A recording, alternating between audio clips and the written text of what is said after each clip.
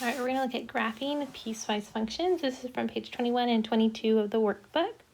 All right, so the first one, we have two pieces. We have x squared plus 1, and then we have x minus 1. And so with the first part, x squared plus 1, that is a parabola. That's our parent function. Let me make it in the same color so you know which one we're talking about. And then we have a vertical transformation there. It's shifting up 1. So without, with kind of ignoring the inequality there, I'm going to go up 1. And this is the function that I'm talking about. Now, it doesn't want me to keep the whole entire function. It only wants part of it. It is currently restricting the domain and only wants us to have x values less than 0. So x values equal to 0 is right there at the origin. Less than 0 would be everything to the left. So those are the x's it wants me to keep. So that's going to be talking about this portion of the graph. And it doesn't actually want me to even have x equal to 0. And if I want to know, I mean, I could tell in the picture it's 0, 1, but if I want to know exactly where that is, I'm going to say, okay, well, let's look at when x is 0. That's 0 squared plus 1, which is equal to 1. So when I plug in a 0, I output a 1. That's the point 0, 1. So at 0, 1, I'm going to have an open circle there because I don't want to touch that point. I only want to be close to it. And I erase the other stuff because that stuff is not where x is less than 0. We only want the left side. For the other graph, we're looking at x minus 1. That's a line. That's a line. It's in the form y equals mx plus b. Our slope is 1. And our y-intercept is 0, negative 1. So just again, to sketch that without worrying about that inequality, which is restricting that domain, I'm going to go to 0, negative 1, and then up 1, right 1, up 1, right 1. And so we're talking about this. You can also say it's the identity function, restricted, or not restricted, but shifted down 1. Okay, so again, I don't want to keep all of it. Now, remember that this guy is a function. So when I'm thinking about what part to erase, I don't want to erase the, oopsie, undo that. I don't want to erase this part because then I wouldn't have a function anymore. It wouldn't pass the vertical line test. So let me put the function back there. And if I look at the inequality, it says that it looks like this only when x is greater than or equal to 0. Let's check out again when x equals 0, what's happening on this piece. We'll be at 0 minus 1, which equals negative 1. So 0, negative 1 is on their graph, and it's going to be closed in there because it's going to include that point. Now, all the values where x is greater than 0, that's going to be everything to the right. And then that means I'm going to erase that part on the left. So there's my picture. Now, these last little questions, they want me to evaluate my piecewise function. And you can do it by either plugging in to the original function or using the graph. If we use the graph, I'm looking at where my x is negative 1. X is negative 1 right here.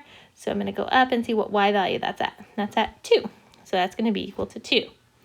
Or I can pay attention to, again, the inequalities and look where negative 1 works. Negative 1 is less than 0, so that would work with the top one. So we're looking at plugging in x squared plus 1. So negative 1 squared plus 1, which is equal to 2. Okay. F of 5, again, if you want to look function-wise, the equation that's given, you just plug into that second one because 5 is greater than or equal to 0. So we have 5 minus 1, which is equal to 4. And we can verify that on our graph, going to where x is equal to 5, which is right here, and then go up, and we could see that that's happening at a y value of 4. And then f of 0, we already know that one's going to be negative 1 because of that y-intercept that we had. All right, let me make that graph a little bit better. I'm going to erase those findings just so you can see the two pieces that are making up my function. Okay, for the next one, we have 3 functions that we want to graph. So we have x squared plus 3. That's a parabola up 3 spaces. So we're talking about this guy. And again, we want to cut off a piece. And what happens when x is less than 2? So let's see what's happening when x equals 2. We have 2 squared plus 3. That's equal to 4 plus 3, which equals 7. So at 2, 7, that's where we're going to cut off our graph. And we're actually going to be an open circle there. So let me fix that. and we only want it when x is less than 2. So that means everything to the right is going to be erased. Okay, because again, x is equal to 2. To the right would be everything over that way. So anything that where our graph was mapped, we want that to not be included here. All right, for the next function, we're looking at the constant function, 7. And so when we look at 7, and I actually see that I'm off a little bit. Let's count 1, 2, 3, 4, 5, 6, 7. Okay, so my last graph, the green guy needs to go up just a little bit. Still open circle there. Okay, so my constant function is a horizontal line going through 7, and it only looks like that between 2 and 4. So x is equal to 2 and 4. So I'm going to go up and see where that's happening. Those are the only pieces that I keep. And they both have equal to, less than or equal to, so they're going to be closed circles. So I'm actually going to fill in that green circle that was there. And I'm going to have an closed circle there. And so I'm going to erase the part of the line I don't want anymore, which is that. And so I'm going to keep, whoopsie, not that part. So I do want to close that in because again, it was the equal to back into the looking at the inequality for that constant function. So it's filling in that green part. Okay, the last function we have, this is 2x minus 1. That's going to have a slope of 2 over 1. That's the rise over run. And then the y-intercept is 0, negative 1. So if I go down to 0, negative 1 and use that slope, I go up 2 spaces over 1, up 2 over 1, up 2 over 1, up 2 over 1. And so if I can draw all of that, but then if I look back at my inequality, it really only wants the part where x is greater than 4. And so you can see where x is equal to 4 looking at that picture. But to just double check, if I plug a 4 into that, 2 times 4 minus 1, that's 8 minus 1, which is 7. So at 4, 7, that's where I'm at. Now, it doesn't have the equal to part on there, so I know that it's open circle, but it's actually filled in by that blue one already. So it really doesn't matter. The graph is going to be connected. There's no holes or gaps. And then again, from there, it'd go up 2 spaces over 1, continuing that pattern. I could have drawn that whole line, but then I would have had to have erased. So I just kind of follow that up there. So you can anticipate what part you're going to keep by looking at the inequality. So our graph, I'm going to cover it up in black just so we can make sure that we see the whole picture. So all these pieces together, they are connected. There's no holes because they were filled in. That is the picture that we're talking about. That's our function h of x. Again, we can evaluate the function, plugging these numbers into the corresponding function or looking at them on the graph. Either way is totally fine. So I'm just going to put, use the equation actually. So h of 1 is less than 2, so that's going to be the top equation, 1 squared plus 3, which will get us a 4. 3 goes into the middle equation because 3 is between 2 and 4. So the middle function, which gets us just 7. H of 4 is also in there because that's where we have the equal to 4.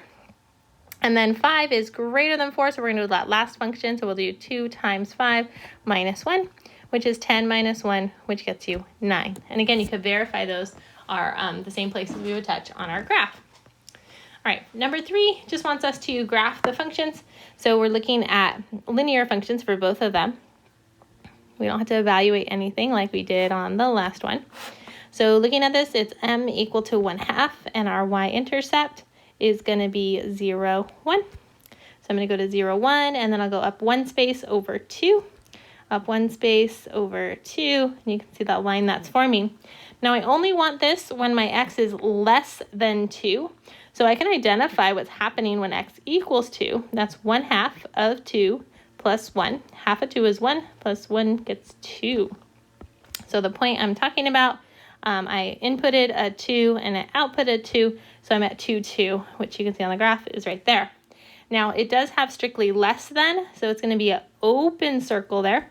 And it wants less, which would make me connect kind of backwards here. Draw some other points on there, following that slope of 1 over 2. For the next piece, I'm going to look at negative x minus 1. Negative 1 is the slope, or negative 1 over 1. And our y-intercept is 0, negative 1 this time. So that would look like going to 0, negative 1. And then because it's a negative 1, Our rise means go down 1 actually, and then run 1. So we're kind of connecting the dots in this way. Now for this, it wants us strictly greater than or equal to 2. So I could, again, draw that complete line or think about, okay, well, what's happening when x equals 2? We're going to have negative 2 minus 1. That's negative 2 minus 1, which is negative 3. So I know that when I input a 2, I get negative 3 for this red part, which matches right up with that point there. Now it does have equal to, so I'm going to fill that in as a solid point, and it only wants it when x is greater than or equal to 2. So that's going to be everything going in this direction, because again, we're thinking about the x-axis, and greater than 2 would be everything over here. So we want to keep the parts of our graph, you can see, that would have inputs that are greater than 2. So there's my function there, drawn in black. I can put these arrows on it. Draw it black. Arrows on it, so you can tell it keeps going forever. But as soon as it reaches the edge, you don't really have to have the arrow on there. So there's my picture. All right, next up, we have 3 functions on here that we want to graph. And the first one is a constant function at -1. Now it only looks like that when x is less than 0. So I'm going to go to 0, -1, and actually make an open circle. And it says it looks like, really it's like this horizontal line, but I only keep the left part because I'm looking at where we're less than 0. All right, for x minus 1, this guy has a y-intercept at -1. I'm going to actually fill in that circle I just made and go up 1 over 1, up 1 over 1. Now, this is just going to go until x value of 2. It's between 0 and 2. Sometimes I've been highlighting. I don't know if that's more helpful, but these are kind of the sections that are breaking up. So within each of these spaces, so here's a space, here's a space, and here's a space, is going to be a piece of one of those functions. And the inequalities are the things that are telling me which part to keep. Okay, so let's take a look at that. Gonna keep that going there. So my line that I was starting to draw, I'm gonna play connect the dots, and I only need to keep until x equals 2. So let's see what's happening when x equals 2 for this line. We're gonna get 2 minus 1, which is equal to 1. So 2, 1, and that matches up with the picture because I was following the slope. And both of those are closed dots because of the equal to. And then for the last little piece, this is a square root function, which is the like shooting off thing. It goes through 0, 0, and then 1, 1. But it has some transformations going on. It has a reflection over the x-axis. And we have a shift to the right 2 spaces. And we're also moving down 3.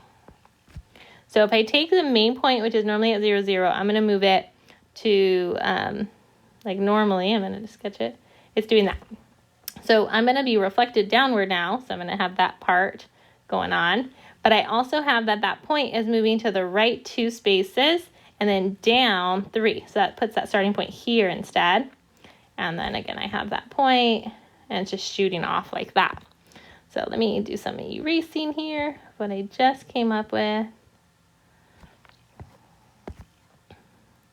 And again, if I want to check what is exactly happening when x is equal to 2, because again, that's my endpoint, I plug in negative, square root, that's 2 minus 3, that's negative 0 minus 3.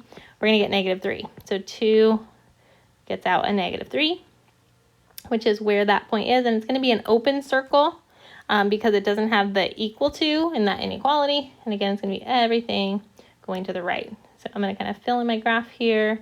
So you can see this whole entire thing is my z of x function. All right, for number 5, we have the absolute value graph being shifted down 4 spaces. So if I sketch that 1, 2, 3, 4, we're talking about this guy that's shaped like a V. Now I only want to keep the part of it where it's less than or equal to 2. So let's see what's happening when x equals 2. The absolute value of 2 minus 4, that's 2 minus 4, which is negative 2. So 2 gets me negative 2. And that's going to be on my graph, 2, negative 2, and that is closed in. And I want all the graph that's less than it. So that's everything to the left, forever there. And so I'm going to erase what I started drawing on that right side. For the other function, This is going to be 2x minus 1. My slope is 2. My y-intercept is 0, negative 1. So if I start sketching that, 0, negative 1, up 2 spaces over 1, up 2 over 1, up 2 over 1. So you can kind of see it's going to be that line if I connect the dots. Again, let's see what's happening when x equals 2. That's 2 times that 2 minus 1, 4 minus 1, which is 3. So 2 gets me a 3. So on my graph, 2 gets me up at 3. And I can see actually, oops, I started wrong. Let me go back with the green line there. Oops. I put it at negative 2. So it should be at negative 1. It's off a little bit there. So again, it was 0, negative 1. So 0, negative 1 would be here. And so the slope up 2 over 1 and so on. Okay, and I would connect those dots. But we just saw that if we plug in x equals 2, that outputs a 3. So the point 2, 3 would be right here. And it's going to be an open circle. Okay, and everything to the right. So following that same slope, up 2 over 1, up 2 over 1. It's going to be looking like that. And I could erase my other starting marks that were just my helpers to get me my shape of my graph. So that's the function that we're talking about for f of x. All right, last one here. This one again is made up of 3 separate functions. And I'm going to do this one just slightly different, starting with those endpoints. So I know that I'm kind of cutting the graph at, let's see, I have a negative 2 on there. I have 2, and I have 4. And let's see. The first endpoint that I'm kind of looking at here, x equals negative 2. Let's see if it's plugged in. It's going to be 3 times the negative 2 plus 6. Negative 6 plus 6 equals 0. So at negative 2, 0, I know that I'm going to be a little closed in dot, because that's the point that crosses through that function. Now to get the rest of the sketch, I know that it's going to be going up 6. 1, 2, 3, 4, 5, up 6. So 0, 6 is on there. And then it would be going up 3 over 1. Or we could say down 3 over 1. Okay, so you can see that graph on there. Down 3 over 1. Now we only want the part where x is less than or equal to negative 2. So if negative 2 is hanging out here, we only want the part to the left, which would be this piece of the line. And so then I can erase the other part that I was just trying to look at. All right, the next function we have is x cubed. Again, it's between negative 2 and 2. So let's see what's happening at negative 2, and then we'll see what's happening at 2. So when x is negative 2 cubed is negative 8. So I know negative 2, negative 8 is on there. So negative 2, negative 8. Let's see. 1, 2, 3, 4, 5, 6, 7, 8. We're off the chart there. That's okay. And that should be an open circle because our inequality right here doesn't have the line to include it.